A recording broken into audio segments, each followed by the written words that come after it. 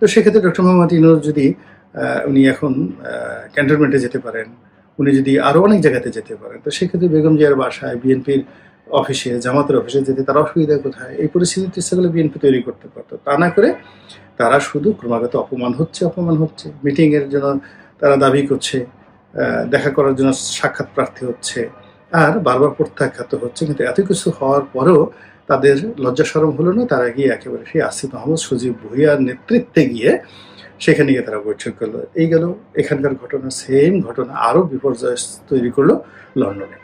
লন্ডনে ডক্টর মোহাম্মদ ইউনূস কেন গিয়েছিলেন, কী জন্য গিয়েছেন, একমাত্র আল্লাহ জানেন আর তিনি জানেন। যেটা আমরা দেখেছি যে ব্রিটেনের রাজা তাকে একটা পুরস্কার দিবেন, সেই পুরস্কার আনার জন্য তিনি গিয়েছেন। এটার সঙ্গে রাষ্ট্রের কোনো সম্পর্ক নেই, এটা তার একান্ত ব্যক্তিগত পুরস্কার। এবং এই কাজ করার জন্য রাষ্ট্রের কোষাগার থেকে হোটেল বাড়াই গেছে 3 কোটি টাকা। আর অন্যান্য যাতায়াত যদি খরচ ধরেন তাহলে কত কোটি টাকা গেছে একমাত্র আল্লাহই জানেন। তো এই টাকা নিয়ে গিয়ে তিনি সেখানে আরও অনেক কিছু করার চেষ্টা করেছেন। তার মধ্যে অন্যতম ছিল ব্রিটেনের প্রধানমন্ত্রীর সঙ্গে বৈঠক করা, সেটা তিনি পারেননি। ওখানে আওয়ামী লীগের লোকজন একেবারে তার জীবনটাকে রীতিমতো বিপর্যস্ত করে দিয়েছে। মিছিল করে, মিটিং করে, টিটকারি করে, বদমাইশি করে, তারপরে শেষে ডিম ছুঁড়ে, তারপরে শেষে আরও অনেক কিছু অভিনব যাকে বলে প্রতিবাদ, মানে ট্রাকের উপর ডক্টর মোহাম্মদ ইউনূসের সেই টেলিভিশনে তার যাকে বলা হয় কার্টুন এঁকে তারপর সে হোটেলের সামনে দিয়ে বারবার চক্কর দেওয়া, আবার সেগুলো দেখে পুলিশ ভি চিহ্ন দেখানো, মানে ব্রিটেনের পুলিশ ভি চিহ্ন দেখানো, এই নানা রকম ঘটনায় তিনি একেবারে বিপর্যস্ত হয়ে পড়েছিলেন। তো সেক্ষেত্রে তারেক রহমান সাহেবের সঙ্গে তার যে বৈঠক, এটাকে ধরে নেওয়া হয় তার জন্য চন্দ্র বিজয়ের মতো ঘটনা। তো এই যে পলিটিক্সটি ডক্টর মোহাম্মদ ইউনূস করেছেন শেষ সময়টিতে, এবং সেই পলিটিক্সে তিনি একেবারে 100% পেয়েছেন। অর্থাৎ তিনি তারেক রহমান সাহেবের সঙ্গে আনএক্সপেক্টেডলি একটা বৈঠকের আয়োজন করেছেন, তারেক রহমান সাহেবকে তার হোটেলে আনতে পেরেছেন, আর তারেক রহমান সাহেব যার পদত্যাগ দাবি করেছিলেন তাকে দ্বারাই তিনি তাকে অভ্যর্থনা জানিয়েছেন। সর্বশেষ তারেক রহমান সাহেব একটা বর্ডার লাইন দিয়ে দিয়েছিলেন যে 2025 সনের ডিসেম্বরের মধ্যেই নির্বাচন হতে হবে।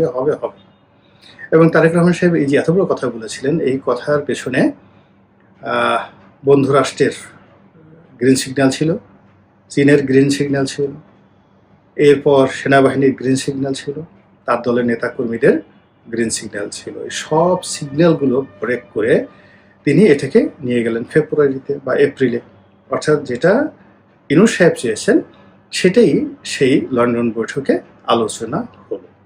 তাহলে ধরুন আপনি জিদ ধরেছেন গোল্লাছুট খেলার মতো, যে গোল্লার মধ্যে আছেন, এখন গোল্লার বাইরে আপনাকে নিয়ে যাওয়া হয়েছে। তো তারেক রহমান সাহেবকে সেই গোল্লার বাইরে ডক্টর মোহাম্মদ ইউনূস অত্যন্ত সুকৌশলে তিনি নিয়ে যেতে পেরেছেন। ফলে কি হলো, ওই বৈঠকের পরে সবাই আত্মতুষ্টি অনুভব করলো, আমি করিনি। আমি ওই বৈঠক হওয়ার আগেই বলেছিলাম যেটা বুমেরাং হবে, আর বৈঠক হওয়ার পরে বলেছি এটা শুধু বুমেরাং হবে না, আমি যতটা মনে করেছিলাম তার চেয়ে বেশি বুমেরাং হবে। জুলাই মাসে এসে সেই অবস্থাটা তৈরি হয়েছে। এখন স্বয়ং তারেক রহমান সাহেব তিনি এই বৈঠকের উপর আস্থা হারিয়ে ফেলেছেন। এর আগে এই বৈঠকে কি আলোচনা হয়েছিল তার একটা ইন্ডিকেশন ঢাকার যে জনতার মেয়র হিসেবে খ্যাত এরশাকের একটি বক্তব্যে ফুটে উঠেছে। তিনি বলেছিলেন যে নগর ভবন থেকে যদি তার যে অবরোধ এটা তুলে নিতে হয়, তাহলে লন্ডনে তার নেতার সঙ্গে কি কথা হয়েছে সেটা বাস্তবায়ন করতে হবে, অথবা নেতার হুকুম লাগবে, নেতার কাছ থেকে হুকুম আনতে হবে। তাহলে দেখুন সেখানে যে আলোচনা হয়েছে সেটাও যেমন বাস্তবায়ন হয়নি, আর এরশাক সাহেবকে ওখান থেকে উঠিয়ে নেওয়ার জন্য তারেক রহমান সাহেবের কোনো হুকুমের প্রয়োজন হয়নি। এরশাক সেখান থেকে যেতে বাধ্য হয়েছেন, পরিস্থিতি এমনই তৈরি করা হয়েছে। তো কাজেই এটা হলো একটা একেবারে প্রাথমিক পরাজয়। এবং আমি যেটি আগে ধারণা করেছিলাম যে সরকার একটা ব্রিদিং টাইম চাচ্ছে, এবং জুলাই মাসটাকে তারা, জুলাই এবং আগস্ট এই 5 তারিখের সময়টাকে তারা চাচ্ছে। এই সময়টাতে যে গোপালগঞ্জে যাওয়া, এবং গোপালগঞ্জে যাওয়ার আগে এনসিপির সঙ্গে সরাসরি তারেক রহমানের কন্ট্রাডিকশন, এনসিপির সঙ্গে সরাসরি বিএনপির কন্ট্রাডিকশন, তারপর চরমোনাইয়ের সঙ্গে বিএনপির সরাসরি কন্ট্রাডিকশন, এবং তারেক রহমানকে টার্গেট করে এনসিপির ছাত্ররা, সমর্থকরা, তারপর চরমোনাইয়ের পীর সাহেব এবং জামাতের যত রকম নেতাকর্মী আছেন তারা ইন্টারনেটে মানে বেগম জিয়া, শহীদ প্রেসিডেন্ট জিয়াউর রহমান এবং তারেক রহমান সাহেবকে নিয়ে একেবারে বক্তব্য নেতিবাচক গালাগালি করে তাদেরকে বলতে গেলে বঙ্গোপসাগরের ওপারে আন্দামানে পাঠিয়ে দিয়েছেন। বোঝার চেষ্টা করেন, আন্দামানে চলে গেছে।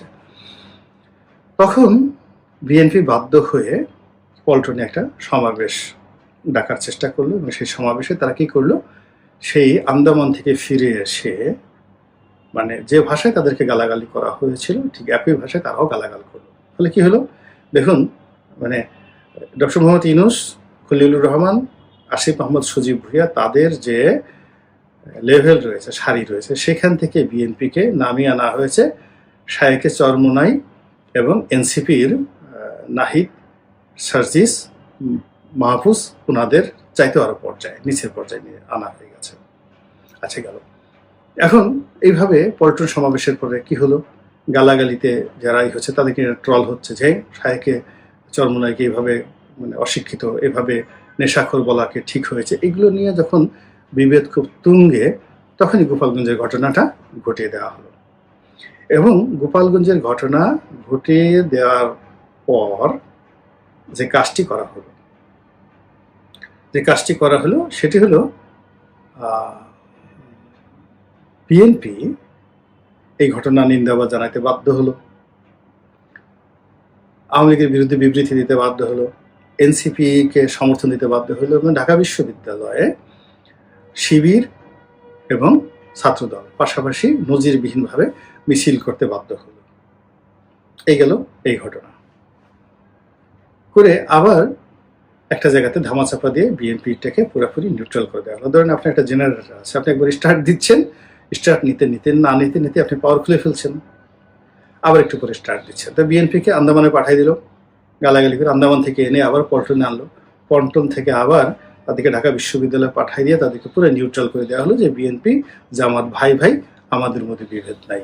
এরপরে 19 তারিখে বিএনপি যে জামাতের মহাসমাবেশ হলো, সবাইকে দাওয়াত দেওয়া হলো, বিএনপিকে দাওয়াত দেওয়া হয়নি। সালাউদ্দিন সাহেব খুব আক্ষেপ করে বললেন যে আমাদেরকে তো দাওয়াতই দেয়নি। একেবারে পুরো ডিফিউজ, ভিতরের ব্যাটারি খুলে নিলে একটা মেশিন যেভাবে একেবারে অকার্যকর হয়ে যায়, বিএনপি ঠিক সেইভাবে অকার্যকর হয়ে গেল, দাওয়াতই দেওয়া হয়নি।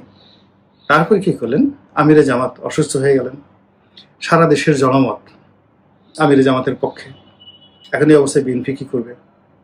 যাদেরকে দাওয়াত দেয় নাই তারা এই আমিরে জামাতকে দেখতে যেতে বাধ্য হলেন, তার সঙ্গে গল্প গুজব করলেন, ছবি তুলতে বাধ্য হলেন। সবাই বলল যে না, কাজ একটা হয়েছে বটে। কিন্তু মধ্যে থেকে কি হলো, বিএনপির যে এলাস্টিসিটি রয়েছে, আপনি রাবার দেখেন না, ছোটগুলো পোলাপান রাবার পরে, সে রাবারের প্যান্ট পরে বারবার টানাটানি করলে না, ওটার আর সেই এলাস্টিসিটি থাকে না, অর্থাৎ বাড়া কমার যে এইটা, সেটা সংকোচন এবং প্রসারণ, এই শক্তিটা থাকে না, ওটা ঢিলে হয়ে যায়। তখন ওইগুলোকে ওই প্যান্ট আর ওই রাবার দিয়ে পরা যায় না, ওখানে দড়ি দিয়ে বেঁধে গ্রামের গরিব ছেলেমেয়েরা সেই প্যান্টগুলো পরতো। তো বিএনপির যেরকম একটা প্রসারণ সংকোচনের একটা স্বাভাবিকতা আছে, এলাস্টিসিটি আছে।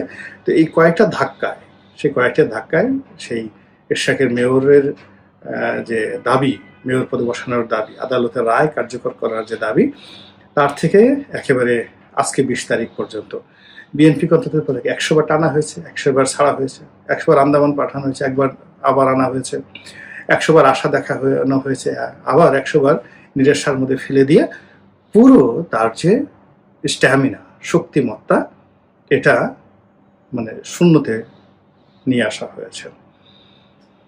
ফলে সকলের মধ্যে নিরাশার সেই হাহাকার। সবার দেখবেন বড় বড় নেতাদের চেহারা নষ্ট হয়ে গেছে, তাদের কথা এলোমেলো হয়ে গেছে, কথার কোনো নান্দনিকতা নাই, ধারাবাহিকতা নাই, হুঙ্কার নেই, বড় বড় দীর্ঘশ্বাস। এবং এখন তারা বিভিন্ন রকম চক্রান্ত হচ্ছে, দলের বিরুদ্ধে, দেশের বিরুদ্ধে, নির্বাচন পেছানোর চক্রান্ত হচ্ছে, এগুলো রুখে দিতে হবে। তো এই কথাগুলো যখন এখন বলছেন, অর্থাৎ 20 তারিখে 19 তারিখে কথাগুলো বলছেন, এই কথাগুলো তো লন্ডন বৈঠকের আগেই আপনাদের ভাবা উচিত ছিল। রাজনীতিতে তো একবার কেউ ভুল করলে এটা আর দ্বিতীয়বার সেটা করা যায় না। শেখ হাসিনা ধরুন শেষের দিকে যেমন তাকে কতগুলো রং সিদ্ধান্ত, মানে সেই একটার পর একটা রং সিদ্ধান্ত, 3 থেকে 4টা রং সিদ্ধান্ত তাকে শেষ করে দিল। ওই রাজাকারের বাচ্চা কাচ্চা, তারপরে কোর্টে প্রধান বিচারপতির একটা সিদ্ধান্ত নিতে দেরি হওয়া, 15 দিন পরে সে সিদ্ধান্ত তিনি নিলেন, কিন্তু এই 15 দিনটা সর্বনাশ হয়ে গেল। তো এইরকম অনেক কিছু রয়েছে যেগুলো যদি আজকের কাজটা যদি আগামীকাল করেন তাহলে আর থাকে না। তো কাজেই বর্তমানে যে জমানাটা, সেই জমানাতে বিএনপি যে ট্রেন্ডটা মিস করেছে, রাজনীতির সুযোগের যে ট্রেন্ডটা মিস করেছে, তাতে স্পষ্টতই মনে হচ্ছে যে লন্ডন যে বৈঠক, সেই বৈঠকটি বিএনপির জন্য বুমেরাং হয়ে পড়েছে। এখন বিএনপি এটা কিভাবে কাটিয়ে ওঠে সেটি দেখার বিষয়। আল্লাহ আমাদের সবাইকে হেদায়েত দান করুন এবং হেফাজত করুন। আসসালামু আলাইকুম ওয়া রাহমাতুল্লাহি ওয়া বারাকাতুহু।